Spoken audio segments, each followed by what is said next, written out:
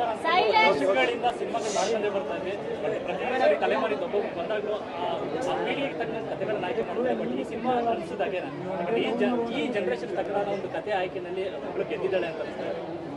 ಇಲ್ಲ, ಒಂದು ಹೊಸ ಪ್ರಯತ್ನ ಬೇಕು. ಯಾಕಂದರೆ ಒಂದು ಏನಂದರೆ ಮಾಮೂಲಿ ಒಂದು ಕಮರ್ಷಿಯಲ್ ಫಿಲ್ಮ್ ಮಾಡ್ಬೋದು, ಬಟ್ ಒಂದು ಫಿಲ್ಮ್ ಅಂತೀವಿ, ಒಂದು ಎಮೋಷನಲ್ ಫಿಲ್ಮ್ನ ಒಂದು ವಿಭಿನ್ನವಾದ ರೀತಿ ತೋರಿಸಿದ್ದೀರ. ಮಾಮೂಲಿ ಸ್ಟೋರಿ ಅನಿಸ್ಬೋದು, ಬಟ್ ಬಂದು ನೀವು ಥಿಯೇಟ್ರ್ ನೋಡಿದಾಗ ಒಂದು ಹೊಸ ಎಕ್ಸ್ಪೀರಿಯನ್ಸ್ ಇರುತ್ತೆ.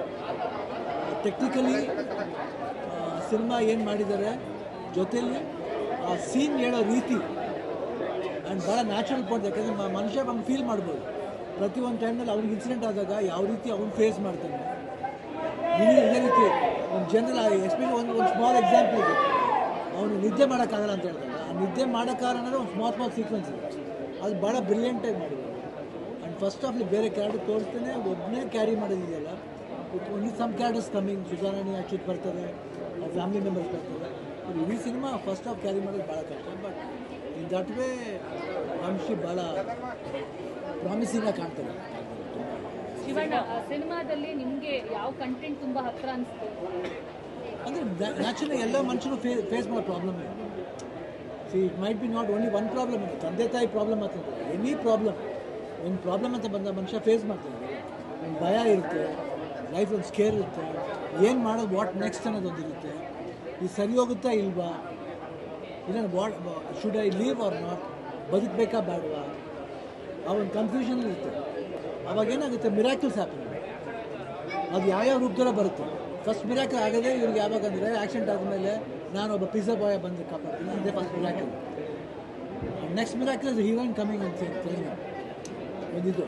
Third miracle is that man village ತೋರಿಸ್ತೀನಿ ನೋಡಿ, ರಾಜಣ್ಣ ಅಂತ ಕೇಳಿ, ಅದೊಂದು ಥರ್ಡ್ ಮಿರಾಕಲ್. ಈಗ ಅವನೊಂದು ಎಮೋಷನಲ್ ಸ್ಟೋರಿ. ಸೊ ಎಲ್ಲದನ್ನೂ ಕನೆಕ್ಟ್ ಮಾಡ್ತಾ ಹೋಗ್ತಾರೆ. We have to connect with emotions. Miracles ಯಾವಾಗಲೂ ಆಗುತ್ತೆ, ಕೆಲವ್ರಿಗೆ ಆಗುತ್ತೆ, ಕೆಲವ್ರಿಗೆ ಆಗಲ್ಲ ಅಷ್ಟೇ.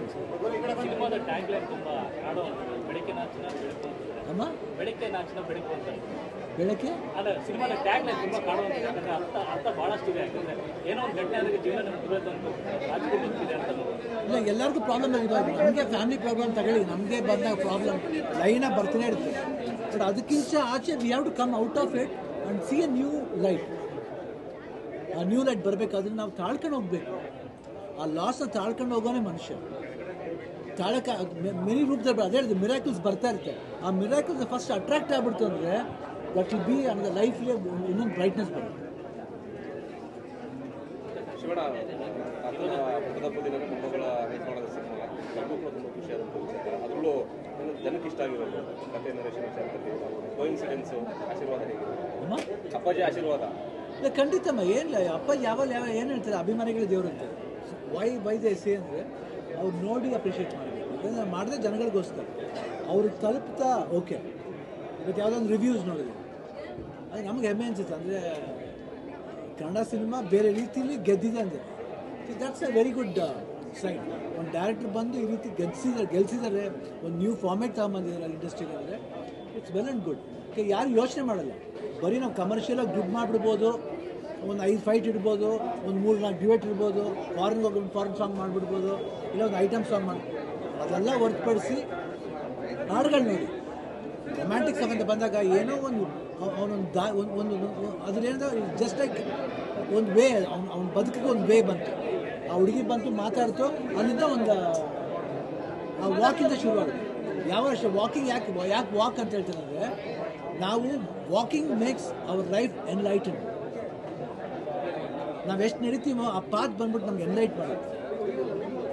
ಒಂದೊಂದ್ಸತಿ ಏನಾಗುತ್ತೆ, ಅದು ರಿವರ್ಸ್ ಆಗುತ್ತೆ. ಬಂದು ಕೇಳಿದಾಗ ಲಾಸ್ಟಲ್ಲಿ ಏನೋ ಅಗ್ರಿ ಮಾಡಿದಾಗ let's wait for the destiny. That's another point. Direction ಮತ್ತು ಆ್ಯಕ್ಟಿಂಗಲ್ಲಿ ನಮಗೆಲ್ಲೂ ಹೊಸದು ಅಂತ ಅನ್ನಿಸ್ಲಿಲ್ಲ. ವಂಶಿ ಅವರು ಆ್ಯಕ್ಟಿಂಗ್ ಮಾಡೋದು ಡೈರೆಕ್ಷನ್ ಆಗಲಿ ಪರ್ಫೆಕ್ಟ್ ಅಂತ ಅನ್ನಿಸ್ತು. ಅಂದರೆ 4 ಸಿನಿಮಾ ಮಾಡಿ ಆ ಒಂದು ಅನುಭವ ಇರೋಂಥ ವ್ಯಕ್ತಿ ಮಾಡಿರೋದು. ಅಂದರೆ ನಿವೇದಿತಾ ಮೇಡಮ್ ಒಂದು ಸೆಲೆಕ್ಷನ್ನು ರೈಟ್ ಆಯಿತು ಅಂತ ಅನಿಸಿದೆ. ಇಲ್ಲಿ ನಿವೇದಿತಾ ಮೇಡಮ್ ಸೆಲೆಕ್ಟ್ ಮಾಡಿದ್ರು, ಅವ್ರು ಮಾಡಬೇಕಲ್ಲ. ಯಾಕಂದರೆ ಏನೇ ನಾವು ಸೆಲೆಕ್ಟ್ ಮಾಡ್ಬೋದು, ಸಪೋರ್ಟ್ ಮಾಡ್ಬೋದು ನಾವೇ. ಬಟ್ ಅಪಾರ್ಟ್ ಫ್ರಮ್ ದಟ್, ಯಾಕಂದರೆ ಮೊದಲಿಂದ ನನಗೆ ಇಂಡಸ್ಟ್ರಿ, ನಾನು ಬೇರೆ ವೆಬ್ ಸೀರೀಸ್ ನೋಡ್ಬೇಕಂತ ಅಂದಿದ್ದೆ ನಿವೇದಿತಾನೇ ನಾನು ಸ್ಟಾರ್ಟ್ ಮಾಡಿದ್ದೆ. ಆ ಕೋವಿಡಿಂದ ಹೇಳಿ ವೆಬ್ ಸೀರೀಸ್ ನೋಡೋಕ್ಕೆ ಶುರು ಮಾಡಿದ್ವಿ. ಆಮೇಲೆ ಆಮೇಲೆ ನನಗೂ ಒಂದು ವಿಷನ್ ಚೇಂಜ್ ಆಯಿತು. ಇಲ್ಲ ನಾನು ಏನು ಫಸ್ಟ್ ಹೇಳಿದ ತಕ್ಷಣ ನಾನೇನು ಕನ್ಸು ಬಿಟ್ಬಿಡಲ್ಲ, ನಾನು ಬೇರೆ ರೀತಿ ಮಾಡ್ಬೋದು ಅಂತ.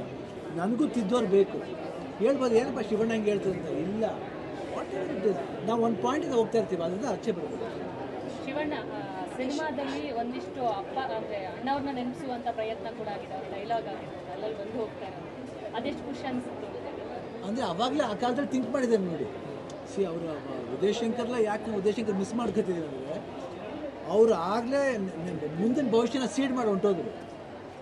ಅದಕ್ಕೆ ಅಪ್ಪಾಜಿ ವಿಷ್ಣುವರ್ಧನ್ ಅವ್ರಿಗೆಲ್ಲ ಯಾತಕ್ಕೆ ನಾವು ಸಿನಿಮಾಗಳನ್ನ ರೆಫರೆನ್ಸ್ ತಗೋತೀವಿ ಅಂದರೆ, ಅವ್ರು ಮಾಡೋಂಥ ಒಂದೊಂದು ಪಾತ್ರ ಒಂದೊಂದು ಇದಿದೆಯಲ್ಲ, that will always help the upcoming people's.